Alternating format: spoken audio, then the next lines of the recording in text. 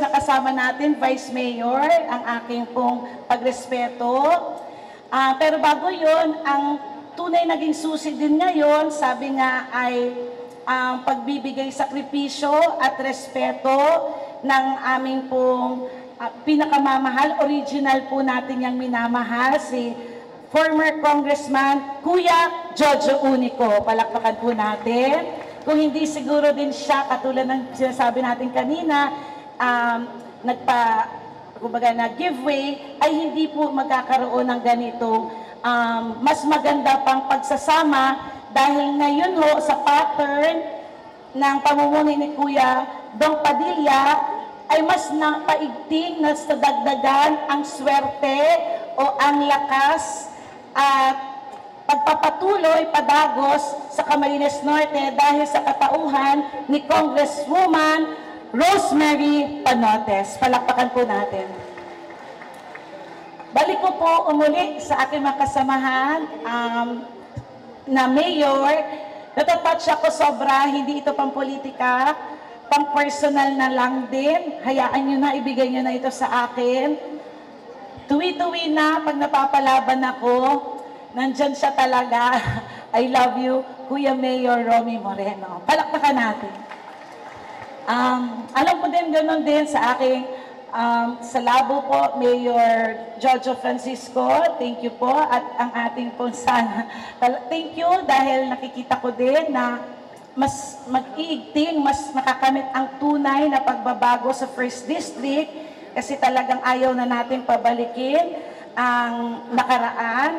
So siguro kung ako po talaga hayaan sa First District na makamit ang aking ang advokasya ko na ipadama ang buhay, ang pagmahalaga sa buhay at pamilya sa pagsasama po sa akin ni Mayor Ayi Non. Palakpakan po natin. At sa lahat ng mga mayors po natin sa 2nd District. Alam ko lahat dito, nagtataka, since 2016, laban na lang laban ito si Dr. Cathy, parang hindi na nadadala. Ano po, totoo naman baga po. Noong Sunday, bago po ako dito umuwi sa Camarines Norte, actually every month, every 2 weeks umuwi naman ako. Pero mas special nung Sunday, nung nagmisa ako kasi nung parang gusto kong i-share sa inyo, parang yun yung naging rason ko kung bakit patuloy po akong lumalaban, patuloy ako naninindigan, na kahit 8 years na po ako na volunteer, wala pa ako sa gobyerno, sige pa din po, buo pa din ang loob ko na gusto kong magsilbi sa Camarines Norte. Sabi ng pare, meron daw 2 mag-asawa, 80 years old, kumakain sa maliit nilang dining room sa kainan.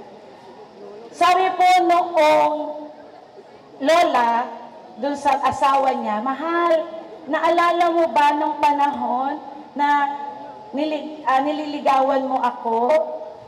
So, kain ng kain lang yung lolo, hindi siya pinapansin.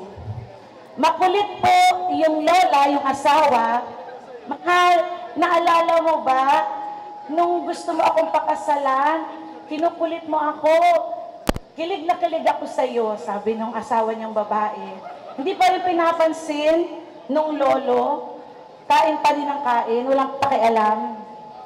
Tapos, nagtanong ulit yung asawa niyang babae, mahal, naalala mo ba, nung bago tayong mag-asawa, nag-uunahan tayo na matapos ang ating gawaing bahay, ang pagluto, ang paglinis ng bahay dahil gusto natin magkaroon tayo ng mas mahabang panahon na magkwentuhan. Sabi ng asawang lalaki, wala pa rin pakialam, kain ng kain.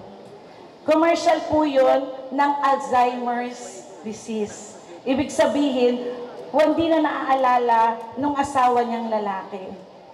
Silipad na daw po sila doon sa nanonood ng TV sa sala. Tapos lalagyan po nung asawa niyang babae ng tsinelas, yung kanya pong asawang lalaki, 80 years old na. biglang sumigaw, hindi naman nagsasalita ng asawa niya, biglang sumigaw yung kanyang asawa, kailan? Sabi, kailan ka mapapagod na pagsilbihan ako? Parang nagagalit pa yung asawa niyang lalaki sa kanya. Sumiyak yung asawang babae, sabi niya dun sa asawa niya, hindi, kahit kailan, ilang ulit man akong mamatay at mabuhay, pagsisilbihan pa rin kita dahil mahal kita. Sabi niya sa asawa niya. So sabi ko, oh, ang ganda naman itong message na to. Parang pag-uwi ko siguro, parang yun yung na-feel ko, pagtatanungin ako ng mga tao na, hindi ka na napapagod, laban ka pa rin ng laban hanggang ngayon. Pero sabi ko, so ibig sabihin, there's something exists sa mundo na kung mahal mo, kung gusto mo talaga yung ginagawa mo, ako, congresswoman ulit, I don't mind.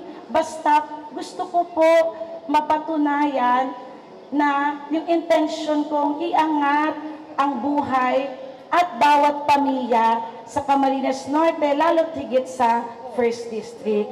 At hanggat magkaroon ng ganitong pagkakataon, si Governor Dong at si Vice Governor Joseph, hindi ko inakala na magkakaroon pa ng chance muli na mapanindigan ko ulit na magkaroon ng pagkakataong lumaban para sana sa tunay na pagbabago, maging congresswoman ako at in return, kilala niyo naman po ang aming pamilya, sila Kuya Jojo Unico, sila Kuya Raran Halgalado, sila Daddy Cesar.